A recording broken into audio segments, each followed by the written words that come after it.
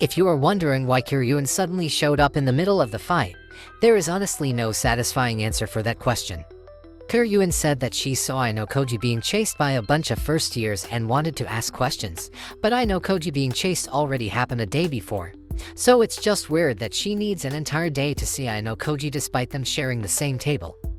You probably think it's because they share the same table that Kiryuin just happens to be in that area. But it's actually mentioned in the light novel that Tsukishiro already manipulates Ayanokoji's table. So he will be the only one who has I2 as a designation place. Just like Nagumo said, there is no designation area or task around I2, so for Kiryuin to appear in there is honestly some sort of bad writing.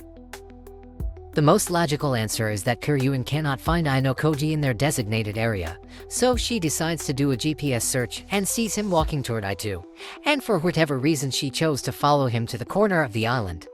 Kiryuin describes it as her desire to find something interesting, so we just need to accept that she is going crazy on Ayanokoji and coincidentally arrive right in the middle of the fight. If you want my opinion, I don't think adding Kiryuin in the last fight is necessary at all, because I believe Ayanokoji could handle both of them even if he were alone. However, after hyping up Kiryuin so much ever since episode 8, it will be funny for her to not do anything in this island exam, so her somehow appearing in the last second as the surprise addition feels like a last resort to at least make her relevant.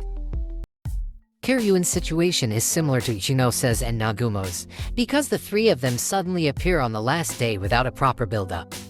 8 episodes clearly isn't enough to tell a story with that many characters in it, so it seems like their appearance at the end is just the writer's way to tie up the loose thread before officially ending the uninhabited island exam. It's not my place to judge, but Kiryuin's situation is way worse than Nagumo's or Ichinose's. Kiryuin is relatively a new character, so doing nothing in her debut or failing to become part of any major plot is honestly a death sentence for her character. There will always be a chance to utilize her character later, but needless to say, Kiryuin already failed to leave a strong first impression. Anyway, there is nothing much to say about the last climax fight of the uninhabited island exam. The studio really outdid themselves with the choreography, especially the camera movement when Ayanokoji handles Tsukishiro and Shiba by himself, which is a fresh directing style that they should do more often. I especially love how they didn't use too many special effects just like with Tsubasa, and didn't put too much blood like with Ryuen's, so the overall animation looks bright and clean.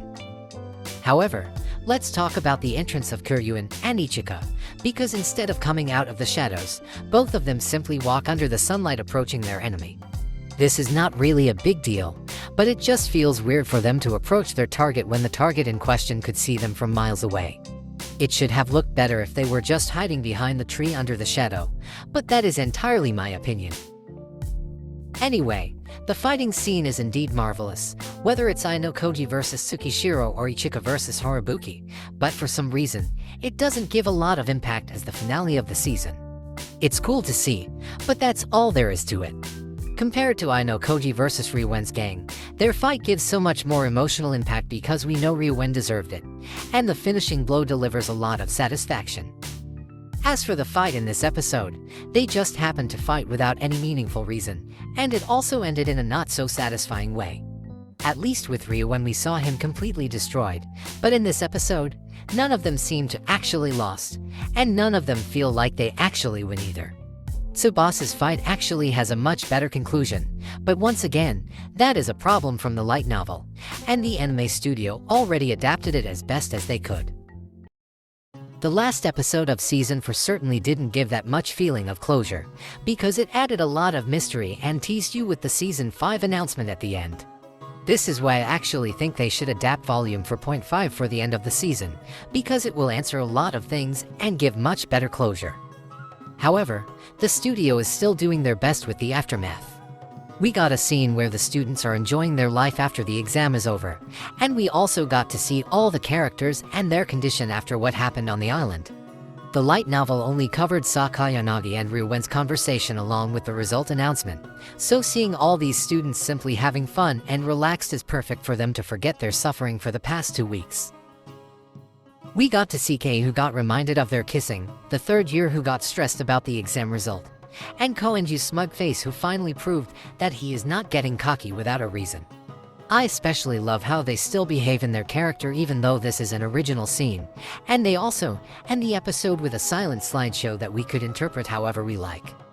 This might not be the perfect ending, but at least we see all the characters and are reminded once again that the fight is not over, because all of them are ready for revenge anytime they have a chance. However, when Ichika and the others said that they are now Class C, it's actually wrong since the class points will only be updated at the end of the month, so they are actually still Class D despite having more class points. And now let's talk about Ichika. If you are wondering why Ichika stopped Horikita to go to I2, she simply doesn't want Horikita to see what Tsukishiro did in I2, because Horikita knowing about their secret will bring a lot of trouble to them. You can also say that Ichika is actually saving Horikita from Tsukishiro, so at least that will answer why she lost despite being a White Room student. As for who's the one who injured her, that person is another White Room student who sent the message to Horikita.